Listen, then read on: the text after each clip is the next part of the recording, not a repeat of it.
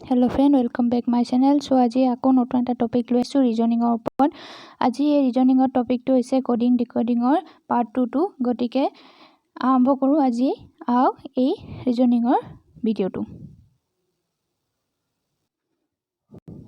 So question 1 to চাও, if book is coded as CPPL in a certain language, then how will name is coded that language? গতিকে কোৱেশ্চনটো সোধা হৈছে যে বুকৰ যেটো কোড হৈছে এটো CPPL দিছে, গতিকে নেমৰ যেটো কোড হয় হেতু কি হ'ব। সো মই বুজিবৰ কাৰণে আপোনালোকৰ হেল্প হোৱাৰ কাৰণে এই হেৰিখন চাৰ্টখন alphabet আৰু নম্বৰ চাৰ্টখন যিখন ৰিজনিংৰ কাৰণে কোডিং ডিকোডিংৰ কাৰণে ভেৰি ইম্পৰ্টেন্ট হয়, হেকানে কাহতে দি দিছো যাতে আপোনালোকৰ কোৱেশ্চনটো সলভ কৰিবলৈ ইজি হ'ব আৰু তৰটো ভালদৰে লিখি দিছো যাতে আপোনালোকৰ প্ৰবলেম নহয়, মই বুজাই যাওতে যাতে আপোনালোকৰ বুজিবলৈ হেল্প হয়। গতিকে সাম আমি কেনেকে বুকৰ কোডটো CPPL হল।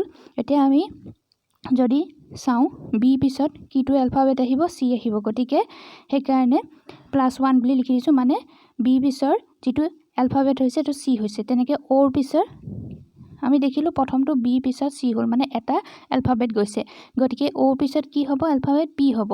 তেনেকে আকৌ ও আছে গতিকে পি হ'ব আৰু তাৰপিছত কে আছে এলফাবেটৰ কোনৰ চাৰ্টখনতে দেখিছেই কে পিছত কি আছে এল আছে, গতিকে এই কাৰণে বুকৰ কোড যেটো কোড দিছে এটো CPPL হৈছে। তেনেকে নেমৰ যেটো কোড হ'ব এটো কি হ'ব আমি চাম। আমি গম পালো যে +1 মানে এটা যেটো আমাক দি থৈছে এলফাবেট তাৰ পিছৰ যেটো এলফাবেট হ'ব হেতু হ'ব, গতিকে এনৰ পিছত কি হ'ব এলফাবেট ও আৰু এ পিছত বি, এমৰ পিছত এন আৰু ই পিছত এফ। গতিকে নেমৰ কোনটো নেমৰ এই অপচন কিটাৰ ভিতৰ কোনটো কাৰেক্ট হ'ব, নেমৰ কোড কোনটো হ'ব O B N F, গতিকে অপচন এ হ'ব কাৰেক্ট। সো নেক্সট কোৱেশ্চনলৈ যাও। এতিয়া কোৱেশ্চন 2 to চাও, if sin coded as 49 বুলি দি থৈছে, সো u কোডটো কি হ'ব। এতিয়া আমি চাম ফাৰ্স্ট sin কোডটো 49 কেনেকে পালো। এতিয়া এলফাবেটখনৰ ইয়াত দিছে এছৰ এলফাবেটৰ নম্বৰ কিমান হ'ব 19 হ'ব। নেক্সট আহিলে আই এলফাবেটৰ নম্বৰ কিমান হ'ব 9, তেনেকে এনৰ 14 আৰু জি 7 আৰু গুটেখিনি যদি আমি প্লাস কৰি দিও 19 + 9 + 14 + 7 তেনেহলে আমি কি পাম 49 পাই যাম। সো আমি গম পালো যে আমাৰ এলফাবেটৰ নম্বৰ কিটা লৈ গুটেকিটা আমি প্লাস কৰিব লাগিব।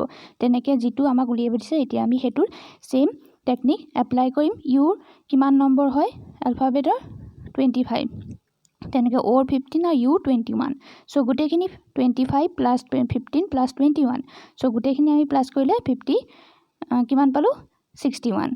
সো অপচন কোনটো কাৰেক্ট হ'ব অপচন ডি টু কাৰেক্ট হ'ব, 61 হ'ব ইয়াৰ কাৰেক্ট এনসাৰ। সো নেক্সট কোৱেশ্চনলৈ আগবাঢ়ো।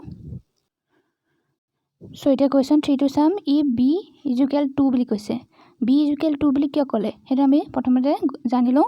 b এলফাবেটৰ নম্বৰ কিমান হ'ব 2 আৰু তাৰ পিছত b a ডাবল এল দিছে আৰু ইকুৱেল কৈছে 288, so then b o 80 answer কি হ'ব হেতু আমাক সুধিছে কোৱেশ্চনটোত। এতিয়া আমি চাম কেনেকে হ'ব। সো b আমাক দি থৈছে কিমান হ'ব এলফাবেট নম্বৰ 2, এতিয়া আমি গটিকে b এটো b a l l দিছে, গতে b এলফাবেট নম্বৰ 2, তেনেকে a 1 হ'ব ইয়াত দিয়া আছে এলফাবেট চাৰ্টখনত, তেনেকে l ৰ 12 আৰু l ৰ 12, গটিকে গুটেখিনি যদি মাল্টিপ্লাই কৰো 2 × 1 × 12 × 12, সো কাৰেক্ট আনসাৰ কি হ'ব 288 পাই গলো। সো আমি এতিয়া সেম টেকনিক ইউজ কৰিম। b এলফাবেট নম্বৰটো হৈছে 2, তেনেকে ওৰ 15 a 1 আৰু t 20 আৰু গুটেখিনি আমি মাল্টিপ্লাই কৰিলে পালো কিমান 2 × 15 × 1 × 20, সো ইকুৱেল আমি পালো 600। সো অপচন এ হ'ব কাৰেক্ট। সো নেক্সট কোৱেশ্চনলৈ যাও। এতিয়া কোৱেশ্চন 4 to চাম। কোৱেশ্চন 4 to দিছে, if red is coded as 1854, then how would pink be coded. So red কোডটো আমাক দি থৈছে, সো pink ৰ যেটো কোড আছে হেতু আমাক উলিয়াব কৈছে। সো আমি এতিয়া চাৰ্টখন আমি চাও r নম্বৰটোৱে কোনটো r এলফাবেটটোৱে কোনটো নম্বৰ ৰিপ্ৰেজেন্ট কৰিছে হেতু হৈছে 18, E এ 5 আৰু D এ 4 এতিয়া আমি যদি গোটেইখিনি 18 5 আৰু 4 মিলাই দিওঁ তেতিয়াহ'লে 1854 পাই গ'লো একেবাৰে ইজি কিন্তু দেখাত অলপ কমপ্লিকেটেড নিচিনা লাগে টান যেন লাগে কিন্তু যেতিয়া সলভ কৰা যায় একেবাৰে ইজি হৈ যায় সো এনেকুৱা কেতিয়াবা কনফিউজ কৰিবলৈ কোৱেশ্চনবিলাক দি দিয়ে সো আমি এনে ধৰণে ইজিলি সলভ কৰিব পাৰোঁ সো পি কোনটো নম্বৰ ৰিপ্ৰেজেন্ট কৰে 16 তেনেকৈ I N আৰু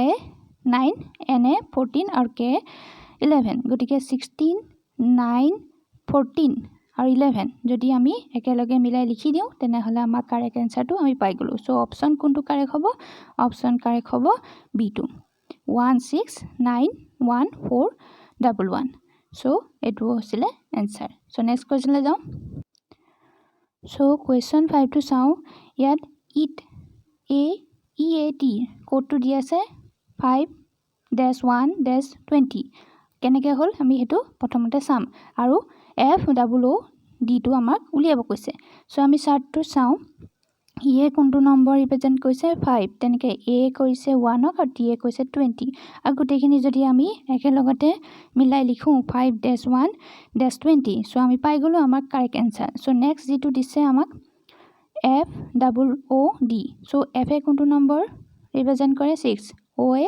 15 আৰু O এ 15 আৰু নেক্সট D আছে D এ কোনটো নম্বৰ ৰিপ্ৰেজেন্ট কৰে 4 সো আমি গোটেইখিনি যদি 6-15-15-4 লিখি দিওঁ তেনেহ'লে আমি আমাৰ কোৱেশ্চন এনসাৰটো পাই গলো সো অপচন কোনটো কাৰেক্ট হ'ব অপচন বি টো কাৰেক্ট হ'ব সো গোটেইকিটা কোৱেশ্চন আজি ইয়াতে শেষ হৈছে আশা কৰিছো ভিডিওটো আপোনালোকে সম্পূৰ্ণ চাইছে আৰু ভিডিওটো আপোনালোকক হেল্প কৰিছে আৰু ভিডিওটো চাই আপোনালোকে ভাল পাইছে যদি লাইক কৰিব নাপাহৰিব আৰু এনেকুৱা ভিডিও যদি আগলৈ চাই থাকিব বিচাৰে তেনেহ'লে লাইক কৰি দিব আৰু মোৰ চেনেলটো যদি এতিয়ালৈকে আপোনালোকে সাবস্ক্ৰাইব কৰা নাই so please subscribe this channel আগলৈ এনেকুৱা ভিডিওসমূহ পাই থাকিব মোৰ চেনেলটোত আৰু আপোনালোকে যেতিয়া সাবস্ক্ৰাইব কৰিব মই বেছি মোটিভেশ্যন পাম আপোনালোকে সাবস্ক্ৰাইব কৰিলে মই আকৌ নতুন নতুন ভিডিওসমূহ আনি থাকিবলৈ মোটিভেশ্যন পাই থাকোঁ গতিকে সাবস্ক্ৰাইব কৰিব নাপাহৰিব সো আজিলৈ ইয়াতে কৰিছোঁ থ্যাংক ইউ